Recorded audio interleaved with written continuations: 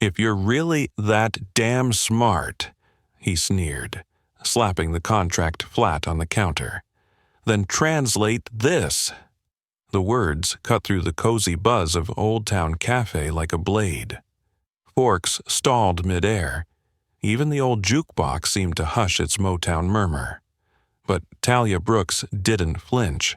She lowered her gaze to the thick legal stack, Hearth merger papers that had already humbled 3 of Atlanta's priciest attorneys, and blinked once.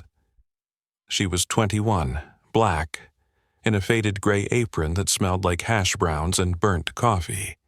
Yet, somehow, she stood taller than the man in the navy suit. Grant Hawthorne wasn't accustomed to being challenged. At 50, he'd built Hawthorne Systems from a tiny Boston coding shop into a billion-dollar tech empire now anchored in downtown Atlanta. Boardrooms feared his icy blue stare, clean-cut jaw, and constant advantage. But tonight, he wasn't in glass and chrome. Tonight, he sat in a diner with chipped mica tables and a neon sign that flickered like a tired heartbeat, because his sure-thing merger was unraveling. He'd ducked in to think. The waitress had brought coffee, then noticed the storm on his face. He'd wanted silence. Life delivered Talia instead. Red ink clawed along the margin of a clause labeled Conditional Termination on Market Disruption. "Looks like you're wrestling a bear," she'd said, setting down water with a gentle smile. Grant hadn't looked up.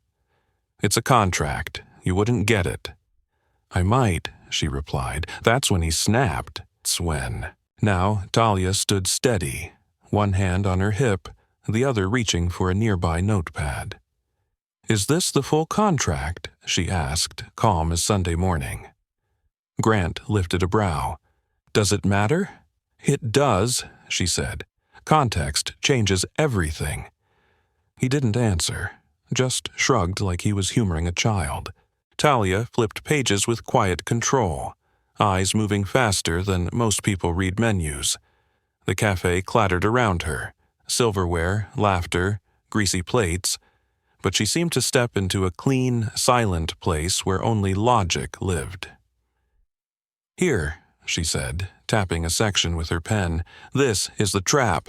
They can walk if your stock drops more than 7% after announcement," she said. Grant blinked. "That's not wrong." Talia nodded, still reading. "But market disruption isn't defined. That's a loophole big enough to drive a truck through. They can manufacture the excuse and call it disruption." She kept going. "And this escrow, $400 million locked with no release triggers? That isn't partnership, that's leverage." Grant leaned forward, the diner suddenly fading. "How do you even see that?" Talia didn't look up. "I used to live in documents like these. Emory pre-law," she said, voice flat with fact, not pity. "Then my mom got sick. Rent didn't care. Dialysis didn't care. So I started flipping pancakes." Something shifted behind Grant's eyes, small, sharp, uncomfortable. He studied her hands. No shaking, no bluff. She was certain. "I'm surprised you stayed in town," he said, trying for dry. Talia finally met his stare. "And I'm surprised you walked in here thinking nobody could outsmart you." The line landed clean, quick, surgical. The booth felt like a ring now, not a table. Grant sat back, caught off guard. For the first time in months, he wasn't thinking about stock charts or board votes. He was thinking about the woman across from him. Young, yes, but unshaken. "What's your name?" he asked. "Talia," she said. "Talia Brooks." He nodded slowly, like he was filing her away in a place he didn't use often. She slid the contract back toward him. "Fix Clause 7C. Add a trigger on escrow." Grant's jaw tightened. "You're serious?" Talia's mouth twitched. "I was serious before you insulted me. I'm being generous now." Her notepad showed tight, clear notes, no fluff, no drama, just incision. "Can I buy you coffee?" Grant asked, awkward for the first time in a decade. Talia glanced at his untouched mug. "You already did." Then she turned toward the kitchen, steps steady, head high, like she'd just walked out of a courtroom. Grant stared after her, then down at the contract. Suddenly readable. He didn't know it yet, but the most important meeting of his life hadn't happened under a chandelier or behind a mahogany door. It had happened beneath a buzzing neon sign over black coffee and humility. Before we dive back in, tell me where you're watching from. Drop it in the comments. And don't forget to subscribe, because tomorrow's story hits even harder. The neon buzz softened as Grant folded the contract and stood. His coffee had gone cold. Talia had vanished into the back without a backward glance. He hovered near the exit, staring at the swinging kitchen flap, then left without a word. That night, sleep wouldn't come. In his downtown penthouse, city lights fractured across the ceiling like broken glass. Talia Brooks kept replaying in his head, her calm, her precision, her refusal to shrink. His ego had taken a hit, yes, but it was deeper than pride. It was recognition. He kept hearing her voice. Steady, not loud, not begging for permission. She wasn't pretending to be smart. She was smart. By morning, Grant had his legal team recheck Clause 7C and escrow triggers. They confirmed it. Talia was right. What burned him wasn't the risk. It was how easily she saw it. Later, in a gleaming boardroom full of $1,000 suits, Grant's mind drifted back to chipped counters and cheap coffee. He pictured Talia reading billion-dollar language like it was a grocery list. The contrast made him restless. By Wednesday, he found himself outside Oldtown Cafe again, standing like a man unfamiliar with hesitation. Lunch rush spilled noise through the cracked open door. When he stepped in, heads turned, not from recognition, but because he looked like money walking into a place built for survival. Talia saw him instantly, balancing water glasses with practiced ease. Her sneakers were scuffed, her apron loose. Her eyes said, "I remember." "Back for the eggs?" she asked, voice neutral. Grant walked to the counter. "Back for you," he said bluntly. A pause snapped tight between them. She set the tray down and leaned in just enough. "I'm working." "I'll wait," he said. "I need to say thank you. You saved me from a disaster." Talia blinked, slow. "You sure you want to be seen thanking a waitress?" Grant slid onto a stool. "That's the thing," he said. "I don't think you're just a waitress." She crossed her arms. "Then what do you think I am?" He held her gaze. "Someone who understands systems. Someone who sees through language. Someone who could outthink half my associates if anyone stopped judging your apron," he added. Talia stared, unreadable. "So what? This is you offering me a job?" "Not exactly," he said. "I'm offering a conversation, off the clock. No suits, no condescension. Just coffee, my treat this time." She studied him for a long beat, then nodded once. "Come back at 10. That's when my shift ends. If you're serious, you'll wait." Grant didn't flinch. "I'm serious." Talia turned away like she'd already decided the terms. "Then, I guess we'll see," she said, disappearing into the kitchen. 10:00 p.m. arrived. The cafe thinned. The old veterans by the jukebox drifted out. The dishwasher hummed like distant thunder. Talia emerged with her apron off, hair down, hands wiped clean. She slid into the same booth from nights ago. Grant sat across from her, posture less sharp than before. "You're persistent," she said. "I'm curious," Grant replied. "How does someone who thinks like you end up here, At this counter, not in a courtroom or D.C. office. Talia inhaled, deep and controlled. Life doesn't follow scripts, Mr. Hawthorne. I had a plan, full ride, mock trial, top of my class. Then my mom's kidneys failed, she continued. Dialysis 3 times a week. Medicaid barely touched it. My little brother Jamal started fighting at school. Bills stacked like bricks. School had to wait. No tears, no begging, just truth delivered clean. I kept studying anyway. Law journals, blogs, anything I could reach. She leaned forward slightly. And I started coding, too. Built a prototype for a legal literacy app. Plain language explanations, interactive scenarios, contract translation tools. Grant's face tightened with focus. And who's going to take a waitress with a half-finished degree seriously? Talia asked, not bitter, realistic. I would, Grant said immediately. Talia arched a brow. You? The guy who called me sweetheart and told me to stick to pouring coffee? Grant's jaw clenched. I deserved that.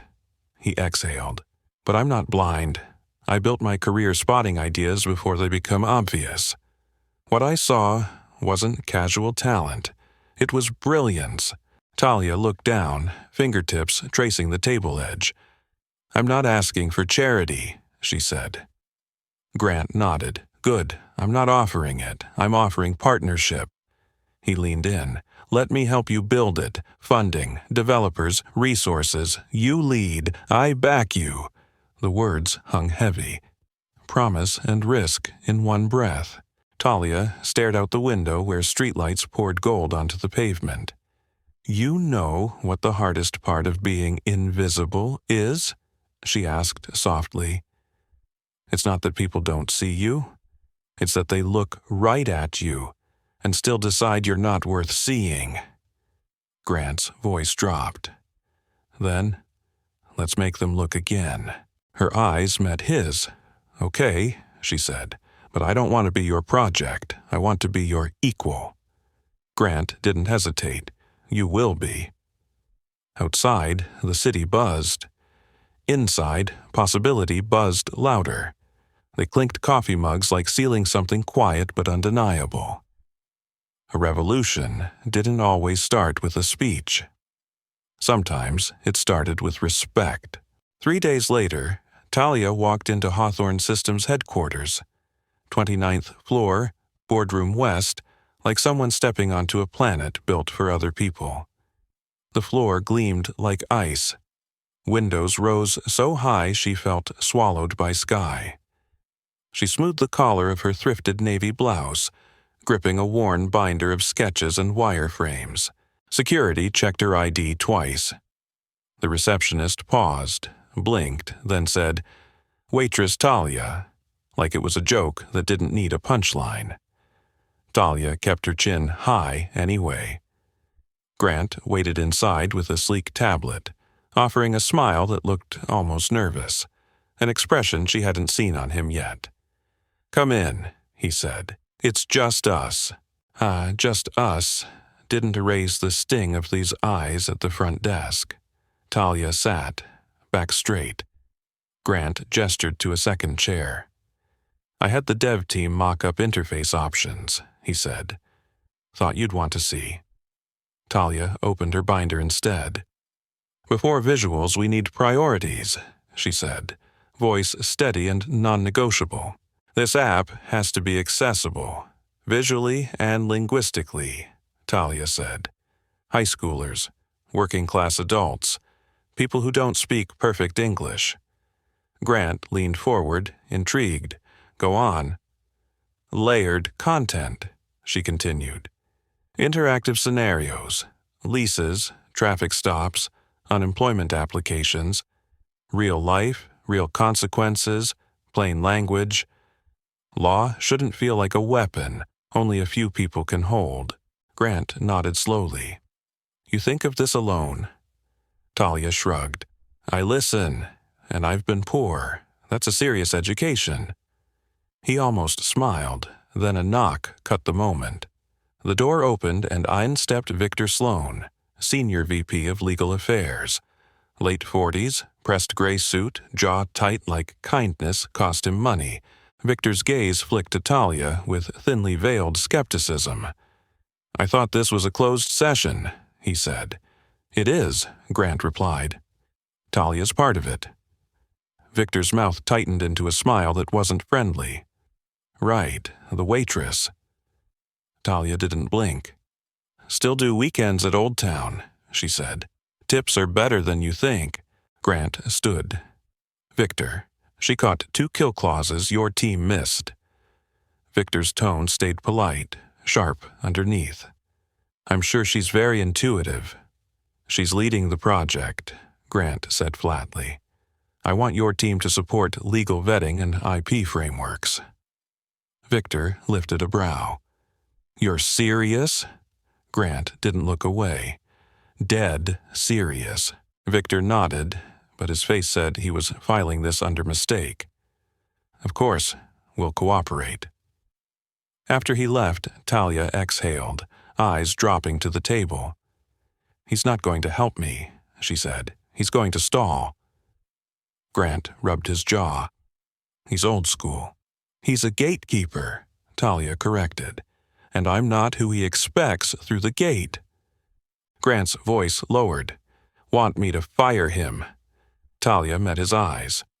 "No, I want to earn this, not inherit it." She leaned in.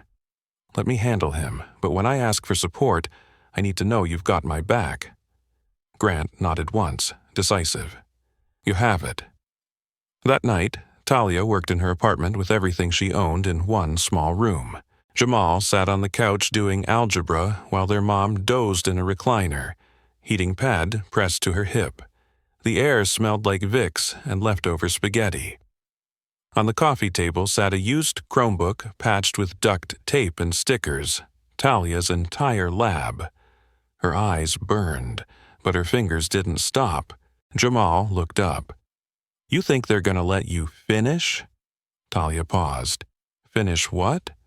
"The app, the court stuff." His voice carried a kid's honesty, fear dressed as a question. "You think those rich guys are really gonna let you?" Talia stared at him, then shook her head slowly. "I'm not waiting for permission," she said. Jamal studied her like he was trying to understand that kind of courage, then nodded and went back to his math. The next morning, Talia returned to headquarters with 4 wireframes, a sample module, and a proposal listing 10 community beta testers. Victor didn't show. Instead, his assistant emailed a redlined copy. Too ambitious. Scale back. Protect liability. Talia read it once, printed her original, and marched to Grant's office. She dropped both versions on his desk like evidence. "I'm not scaling back," she said. Grant scanned the edits in silence, then looked up. "You're right," he said. "We go with yours." Talia blinked. "That easy?" Grant shrugged. "Not easy. Necessary." She smiled. "Small, private, the kind you save for victories nobody else sees." At the door, she paused. "He's going to keep trying to block me." Grant's gaze hardened. "I know." Talia nodded. "Then be ready." Grant was already dialing a number. "I'm always ready." As she stepped into the elevator, something inside her shifted. She wasn't playing defense anymore. She was building. The doors closed with a soft ding, sealing her inside a rising glass box of possibility. This time, she didn't look down. The prototype came alive on a quiet Sunday morning just after sunrise. Talia sat cross-legged on the living room floor in pajamas, Jamal snoring behind her. Her hands hovered over the keyboard, heart hammering, as the interface blinked into view. Clean lines, simple language, a start button shaped like a courthouse gavel. She clicked begin. The first scenario loaded. "You've been pulled over by a police officer. What are your rights?" 3 buttons appeared. Say nothing. Ask why. Reach for license. Each option launched a short animated outcome, some escalating, others de-escalating, paired with plain explanations and disclaimers. The voiceover was Talia's, recorded at midnight in a whisper so she wouldn't wake her mother. It wasn't perfect. Fonts were clunky, animations jittered, but it worked. She leaned back, exhaling hard. "It lives," she whispered. 07 a.m. She emailed Grant a link. No hype, no headline, just a subject line, first breathe. 30 minutes later, her phone rang. Grant sounded almost breathless. "Is this real?" "You tell me," Talia said. He let out a stunned laugh. "You built this on a Chromebook?" "Yeah," she said. "An instant coffee. I want to show our UX team today," Grant said. "With your permission." Talia's voice sharpened. "You don't need my permission. You need my voice in the room." That afternoon, she walked into the innovation lab. Glass walls, sunlit desks, developers in hoodies. They barely looked up until Grant announced, "Everyone, this is Talia Brooks. She built what you're about to see from scratch," he said. "She's leading this project moving forward." That got attention. Some nodded. Some exchanged glances. A woman in a Stanford hoodie grinned and murmured, "Hell yeah." Talia plugged in her laptop and launched the demo. For 15 minutes, the room stayed silent except clicks and her app's calm voice. Scenarios, choices, plain speech, rights explained like humans deserved to understand them. When it ended, applause broke out. Not thunderous, but real. A developer named Luis leaned forward. "We can polish animations, optimize mobile, but the flow is tight."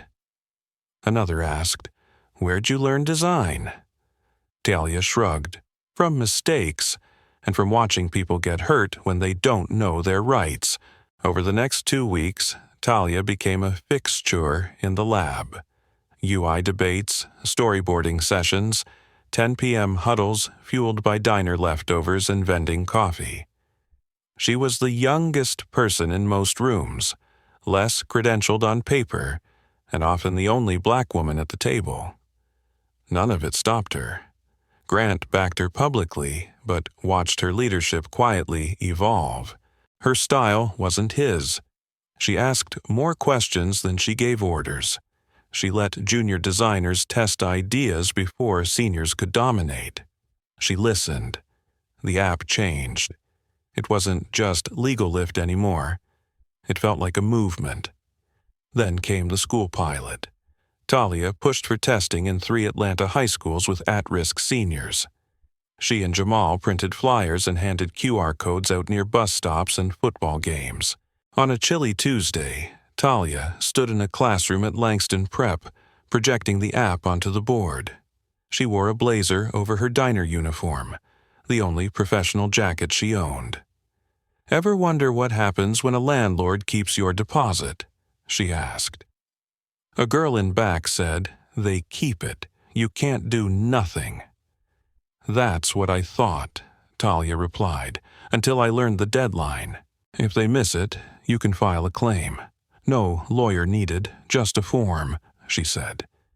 The class leaned in, not because they had to, but because they were finally being spoken to like they mattered. Afterward, one student stayed behind, tall, skinny, sad eyes, a tear-shaped scar on his cheek. "You really made this?" he asked. "Every word," Talia said. He swallowed. "My mom signed papers last year she didn't understand. Now we're getting evicted." Talia's chest tightened. "Show me what she signed," she said gently. "I'll walk you through it." He nodded, then whispered, "No one ever talks to us like we matter." The sentence hit harder than any insult Grant had thrown. That night, Talia sat on the fire escape, laptop balanced on her knees, throat burning. Grant called. "You okay?" Talia told him about the student, about the pilot, about users already engaging the beta. Grant's voice softened. You started something, Talia. Do you realize that? She stared at the city lights. I don't want it to be mine alone, she said. I want it to belong to every kid who ever signed something they didn't understand. Grant went quiet, then spoke carefully. Come in tomorrow. We're talking scaling, funding, and putting your name on the masthead. Sirens wailed in the distance. Talia felt exhausted to the bone, but alive in a way she hadn't in years. Okay, she whispered. But you better be ready to build something they can't ignore. From that moment, neither of them looked back. The sabotage started the way quiet sabotage always does. Soft, deniable, almost polite. A postponed meeting, a delayed file, passwords that mysteriously expired. Calendar invites sent but never received. Talia saw the pattern in the second week after the school pilot went public. What had been momentum turned into sticky drag, like someone poured syrup into the gears. On Tuesday morning, she arrived at headquarters and found her access badge dead. The receptionist, painted nails, practiced indifference, looked up and said, "You're not in the system this week." Talia kept her voice even. "That's not possible. I have a standing pass." The receptionist's smile didn't reach her eyes. "Sorry, you'll need clearance." An hour passed before facilities let her in. By then, the team meeting had started without her. Inside the lab, Victor Sloan stood at the whiteboard, marker in hand, leading a new discussion about narrowing the app's scope. The air felt colder. "Talia," Victor said with a thin smile when she stepped in, "glad you could join us. We're rethinking rollout strategy, liability concerns." Talia set her bag down. "Whose concerns?" "Board members, investors," Victor said smoothly. "They worry the language could be interpreted as legal advice." Talia folded her arms. "It's education, public statutes, disclaimers on every module." Victor kept smiling like he was indulging a child. "Even so, the company has a reputation. We should dial back school outreach and limit it to private beta testing." Talia's voice stayed calm, but it cut.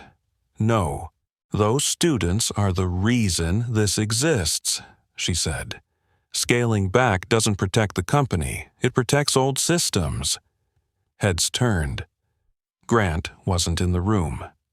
Victor clicked the marker cap closed and stepped closer, polite as poison. "Look, Miss Brooks, we admire your passion, but this isn't a college project. There are legal boundaries you may not fully understand." Talia didn't move. "I understand boundaries," she replied. "I've lived inside them my whole life." Victor said nothing, just turned back to the board like her words were background noise.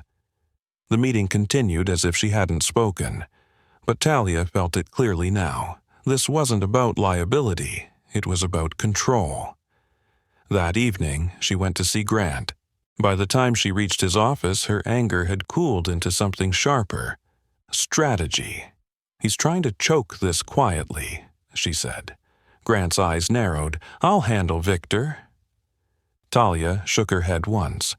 "No, you said I could earn this. Let me." She leaned in. "But you need to be ready to back me loudly when he makes his next move." Grant stared at her for a long beat, then nodded. "You'll have me," he said. Talia exhaled, a controlled release. She was done being surprised. She was done being delayed. Victor wasn't just stalling her. He was testing how small he could make her feel. And Talia Brooks was done shrinking for anyone in a tailored suit. In the days that followed, the pattern got bolder. Resources reassigned, emails unanswered, approvals lost. Victor's smile stayed in place, but it carried a warning. You don't belong in these rooms. Talia kept walking anyway, notes in hand, spine straight. She wasn't a guest. She was the builder. She just needed the right moment to prove it in front of everyone. Victor finally turned from the board, voice still wrapped in courtesy, and said, "We all respect your enthusiasm, Miss Brooks, but there are legal lines you may not fully grasp." Grant was in his corner office, sleeves rolled, eyes on data dashboards when Talia Brooks stepped in. He clocked the tension instantly. "They're trying to suffocate it," she said, dropping into the chair across from him. "Who?" Grant asked. "Victor Sloan, and whoever's hiding behind him," she answered. Grant leaned back. "Tell me everything." Talia laid it out. Her badge dying at the lobby, the meeting that started without her, the outreach reframed as preliminary exploration, the pilot demoted with one email. Grant rubbed his temple. "Victor's been with me since day one. He's cautious, not cruel." Talia's eyes hardened. "He's not cautious," she said. "He's scared." Her voice stayed calm, but it hit like steel. Scared of a black girl without a degree outshining his entire department. Scared of accountability. Grant didn't argue. He studied her a long moment, then nodded. "I'll handle it." Talia shook her head once. "No. Let me," she insisted. "I don't want this handed to me. I want to earn it." Grant hesitated, then leaned in. "Then what do you need from me?" Talia didn't blink. Backup, quiet, strong, immediate. The next morning she arrived early, set down donuts, glaze, fritters, powdered sugar without announcing herself. She smiled at Luis, nodded to the UX crew, plugged in her laptop, and started like the room already belonged to her. People trickled in, catching the shift in energy. Talia didn't ask permission. She launched her deck. "I want to show you what legal lift really is," she began.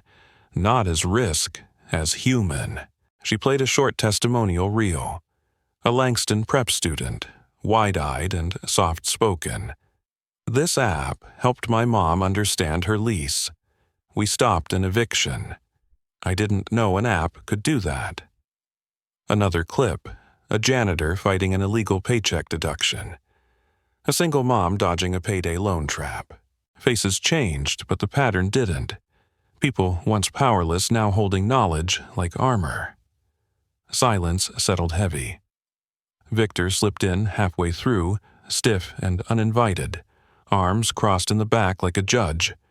Talia gestured at the screen. "This is why I'm not stepping back. Change isn't built by playing safe. You build it by facing discomfort." Victor stepped forward. "Talia, may I say something?" "No," she replied, simple as a door locking. "Not until I'm finished." Victor paused. She held his gaze until he stopped trying. Then the room shifted again. Grant entered, slow and deliberate, and took his place beside her without a word. Grant finally spoke to the room. "I've seen what she's building," he said, voice steady, "and I've never been more certain of anything." He turned slightly, letting his presence do the heavy lifting. "This company was founded on risk. If we retreat now, we betray our own legacy," Victor muttered. "Understood." Afterward, developers approached Talia. Nods, handshakes, real respect, instead of polite distance. One said, "My cousin needs this. Tell me how I can help." That night, walking home under buzzing streetlights, Talia thought about power. Not the kind locked in glass towers, but the kind built through action, trust, and refusal to disappear. Past midnight, Talia sat at her kitchen table, laptop casting a faint blue glow on yellowed apartment walls. Her mother slept in the next room. Jamal sprawled on the floor with headphones, grinding through geometry. Talia's fingers tapped in steady rhythm, page flips, chair creaks, and quiet determination filling every crack of silence. Her eyes were red from reading, not crying. She'd been dissecting the final merger agreement between Hawthorne Systems and Kessler Solutions, line by line, for hours.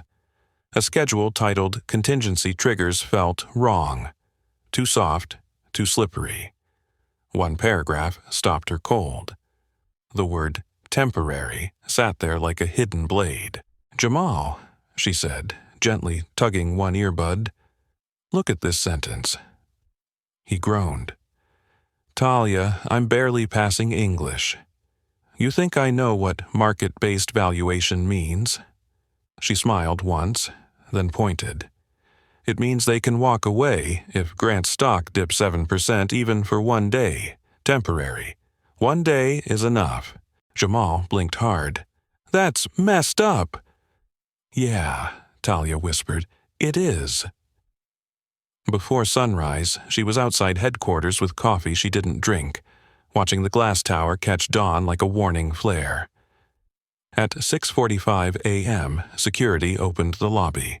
Talia moved fast. Elevator, badge, breath, purpose. Grant wasn't in yet, so she went straight to legal archives. With help from a sleepy intern, she pulled every contract version and tracked the clause's evolution. Earlier, drafts were clean. Then, 3 weeks ago, a revision from Kessler's side slid in one word: temporary, like a thief slipping a key into a pocket. One word: maximum damage. 00. Grant walked in mid-call, distracted, power in motion. He paused when he saw Talia already waiting. "Grant, 5 minutes," she said. He hung up instantly. "What's going on?" Talia placed the printed page in front of him. "Schedule F. This clause is a trap." He scanned, frowned. "I've seen this. Legal reviewed it." "They skimmed it," Talia said, voice flat. "Or they missed it on purpose. Read closer. If your stock dips for a day, Kessler can void the deal. No penalty, no consequences. They keep options open while you bleed in public." Grant's expression shifted, disbelief cracking into concern. Concern darkening into slow, simmering anger. "Why would they slip that in last minute?" Grant asked, more to the ceiling than her. "Because they're playing you," Talia replied. "They want you to announce the deal, then leak a rumor to trigger a temporary drop. They walk away clean, you take the bruises." Grant stared at the paper like it had teeth. "Listen carefully," Talia said, leaning in. "You renegotiate this now, or you're looking at a public takedown in 3 weeks." Grant walked to the window, pinching the bridge of his nose. "Why didn't Victor catch this?" Talia's answer came sharp. "Because he was too busy trying to lock me out of the building." Grant turned back, eyes hard with clarity. "This is why you're here," he said. "You saw what no one else could or no one else wanted to see." He didn't hesitate. He grabbed the office phone and dialed. "Emergency board session. Today. I want legal, PR, and M&A in the conference room by 10. We're rewriting this deal." Later, Talia sat at the end of the executive table, quiet and still. Her seat had no nameplate, but everyone knew exactly why she was there. Victor entered last, face tight, refusing to look her way. Grant opened without ceremony. "We're pulling Schedule F and redrafting the language. Talia Brooks found a loophole that could have sunk us." Silence snapped tight. Victor finally spoke, polite like a knife in a sleeve. "With respect, we vetted that clause thoroughly." Grant's voice cut through him. "No, you glossed it." He pointed at Talia's notes.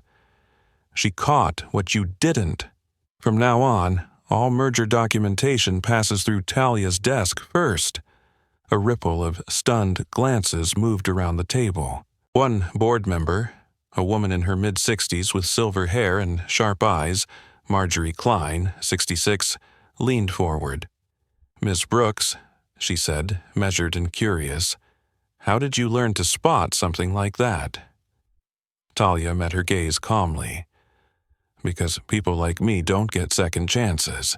We have to read the fine print right the first time." Marjorie nodded once. "Good answer." After the meeting, Victor cornered Talia in the hallway, his smile thin. "Enjoy the spotlight while it lasts." Talia didn't flinch. "I don't need the spotlight," she said. "I've got the truth." His eyes narrowed. She added, "And I don't need a title to make a difference," then walked away.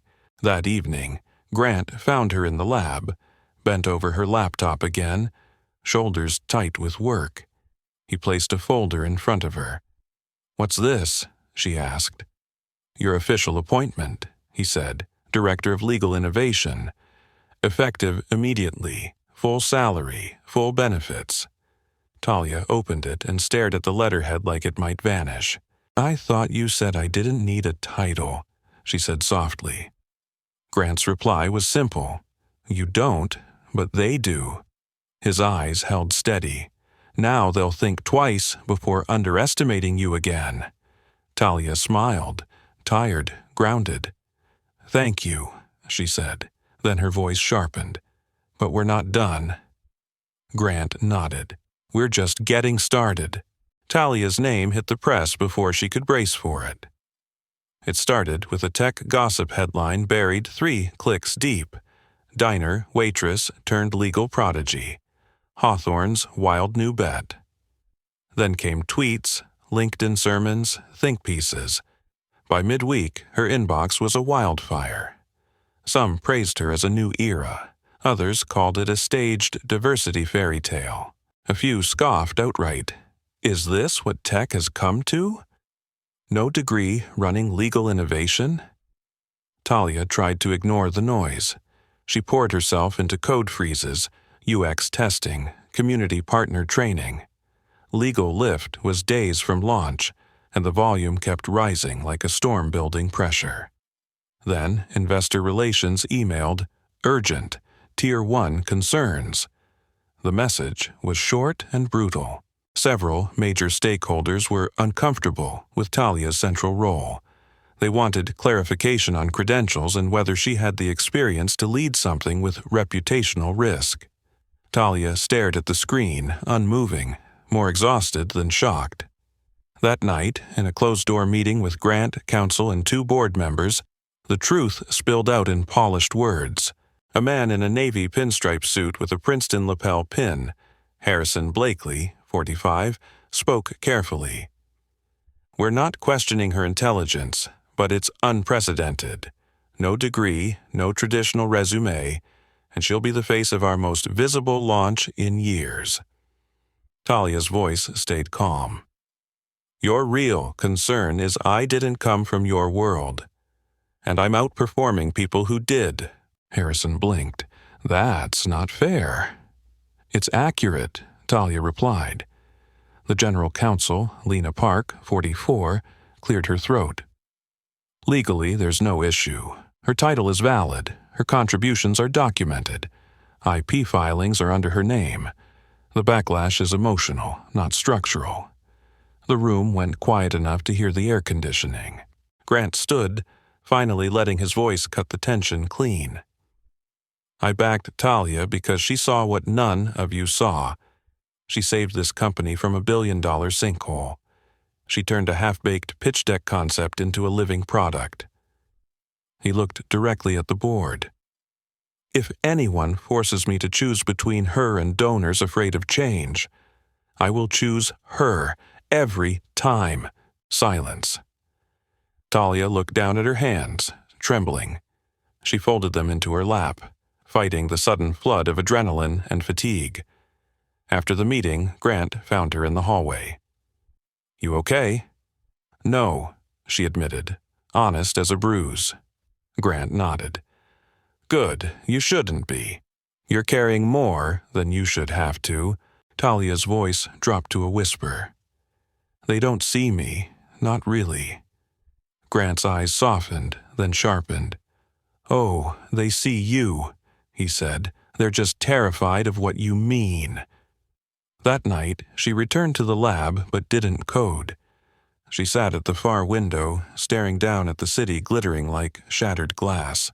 Her phone buzzed. A text from Jamal. Saw the news. Don't let them talk slick. You're the real deal. Always were. Talia smiled. Small, stubborn. Then she stood, walked to the whiteboard, and wrote 3 words in heavy marker. Launch on time. The letters looked like a vow. She wiped her palms on her jeans and breathed. The next morning, PR handed her a revised launch script. Polished, sterile, safe. She read it once, then set it down gently like it was poisonous. No, she said. A PR exec tried to smile. We just want to avoid controversy. Talia's gaze stayed steady. Justice is always controversial, she replied. That's the point. She wrote her own speech that night, not for approval, for truth. Launch day, the auditorium filled. Reporters, developers, school leaders, community organizers, investors. Grant opened with a short welcome, then stepped aside. Talia walked out alone. No music, no fanfare. Just a microphone and the weight of eyes that wanted to measure her. Good morning, she began, voice steady. My name is Talia Brooks. I grew up 6 blocks from here. I've waited tables, changed bandages for my mother, and fought to keep my little brother in school. She paused. Now, I helped build something that doesn't belong to a boardroom. It belongs to everyone who signed something they didn't understand and paid for it. She let the silence work. Legal Lift isn't just an app, she said. It's a flashlight in a room most people don't even know they're locked inside. The crowd held its breath. This isn't about me. I don't need applause. I need you to listen to what happens when people get tools they were never meant to touch and use them to stand taller. She finished simply. Justice shouldn't be reserved for the fluent. It belongs to all of us. Today, we begin proving that. When she stepped off stage, the quiet broke into a roar. Phones flashing, reporters shouting, people standing not out of courtesy but belief. Talia didn't smile right away. She wasn't done. Work was waiting in the wings. 2 hours after launch, she sat alone in a side conference room. The cheers had faded, cameras gone, but her heartbeat still ran hot. She'd spoken from the marrow in front of skeptics and decision-makers. Now came the harder part. Attention. A knock broke the quiet. Luis stepped in holding a tablet, eyes wide.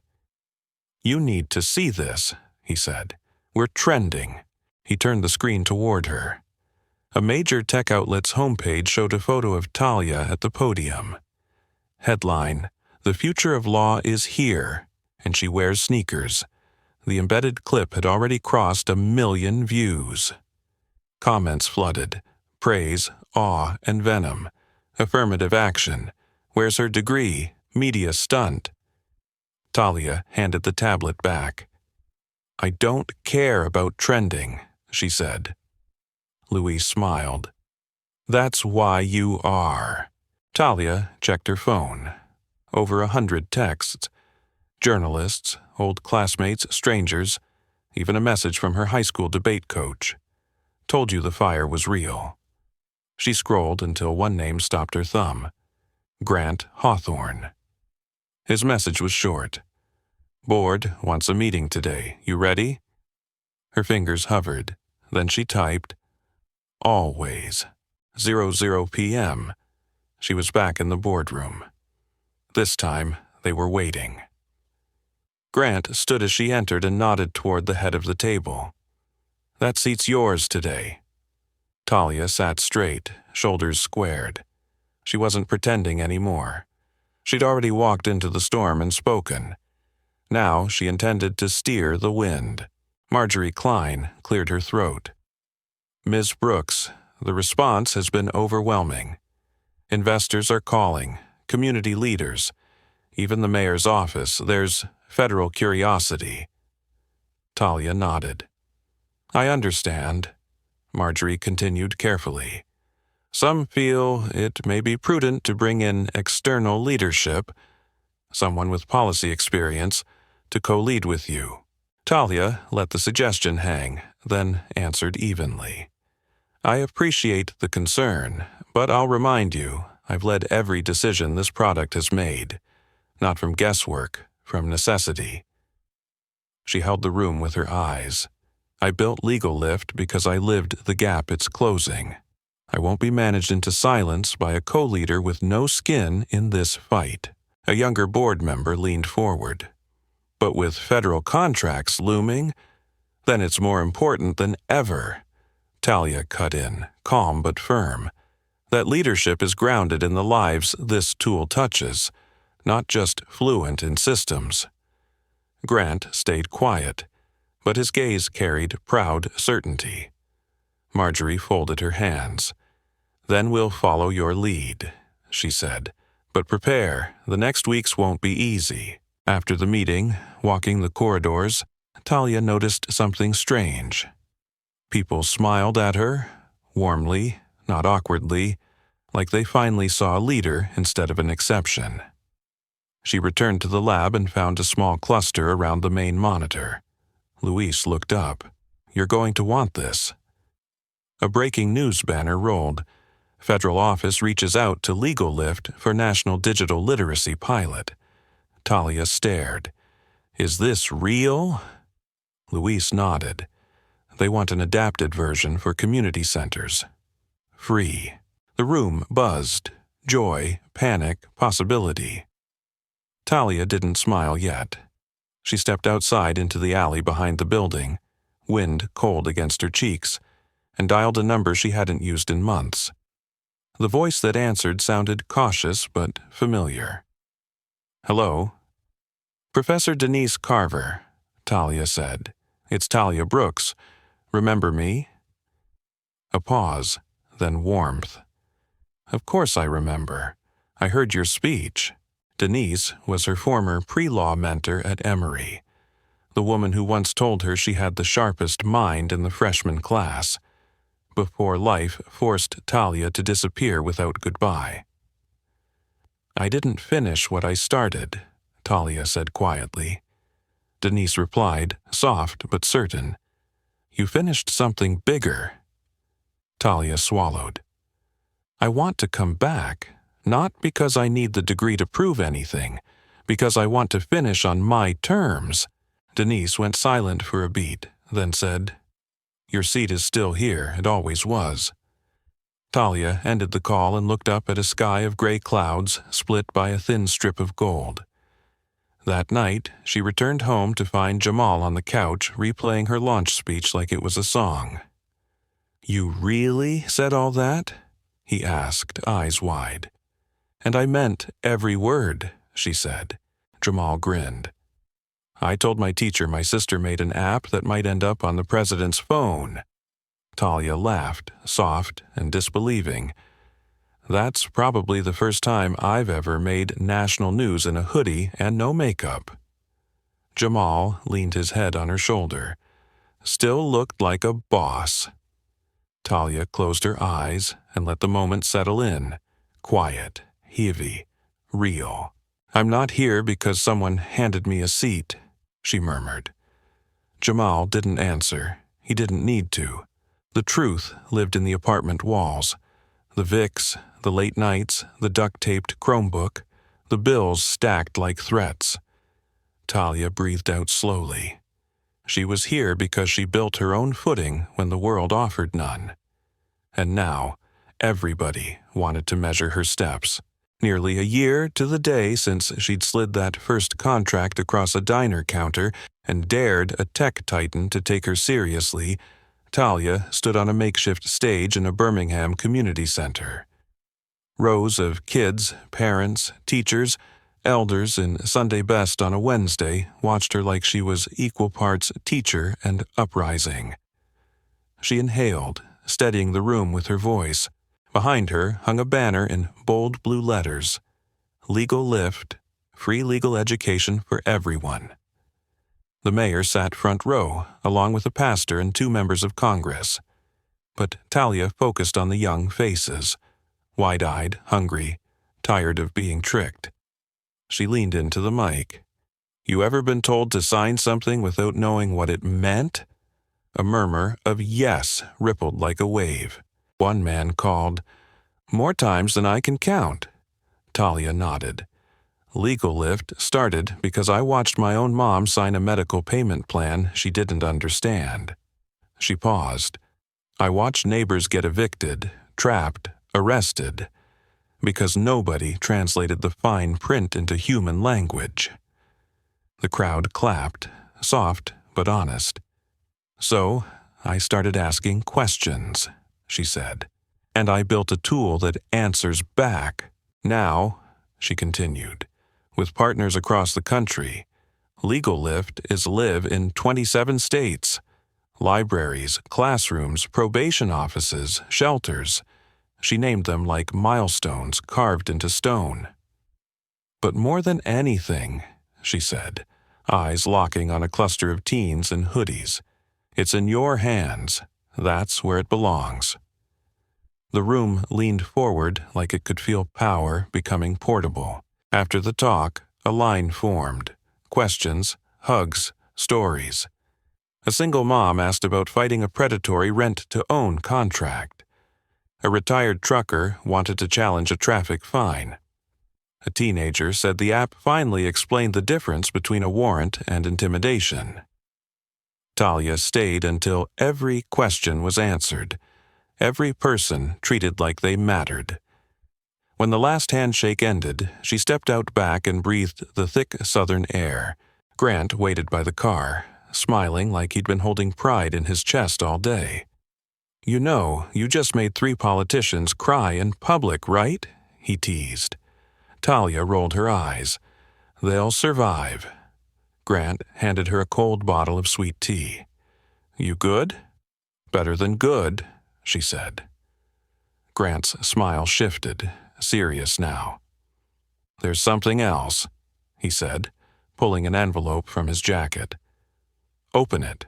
Inside was a handwritten letter on cream paper. Talia read the first line and froze. Dear Miss Brooks, we are proud to inform you your re-enrollment at Emory University has been approved with full scholarship. Her throat tightened. The next line hit even harder. The Law and Social Change Fellowship will now bear your name. Talia stared at the page like it was unreal. You did this? She asked, voice thin. Grant shook his head. No, he said. You did this. I just made a few calls to make sure the world kept up. Talia blinked fast, then pressed the letter to her chest.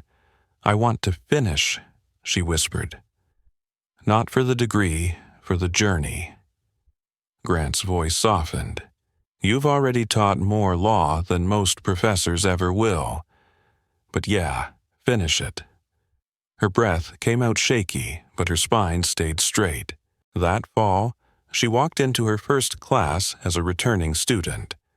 No cameras, no headlines, just a spiral notebook and the same stubborn hunger that used to keep her reading contracts behind a diner counter. She also launched the Second Look Foundation, a nonprofit funding legal literacy grants for underserved youth. The slogan was simple, read it again, this time with power. Legal Lift kept growing while she kept learning on her terms.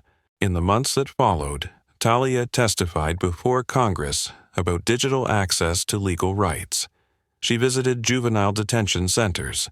She stood beside survivors of wage theft, housing fraud, and system-made silence. Every time she refused the savior posture. She was never there to rescue. She was there to hand over tools, flashlights, and remind people they could stand taller themselves. The movement didn't need a hero. It needed thousands of informed hands. One night, just before Christmas, Talia returned to Oldtown Cafe, the original. Same chipped tiles, same flickering neon, same smell of coffee and grease like memory. She slid into the booth where it started. Grant joined her, setting down 2 mugs of black coffee. You ever think it would come to this? He asked. Talia looked around the room. "I didn't think it would go anywhere," she admitted. Grant nodded. "Funny. Neither did I." They sat in a quiet that felt earned. Grant tilted his mug. "Do you regret it?" he asked. "Taking the bet on you?" Talia smiled. "You weren't the bet," she said. The truth was. Grant's eyes warmed.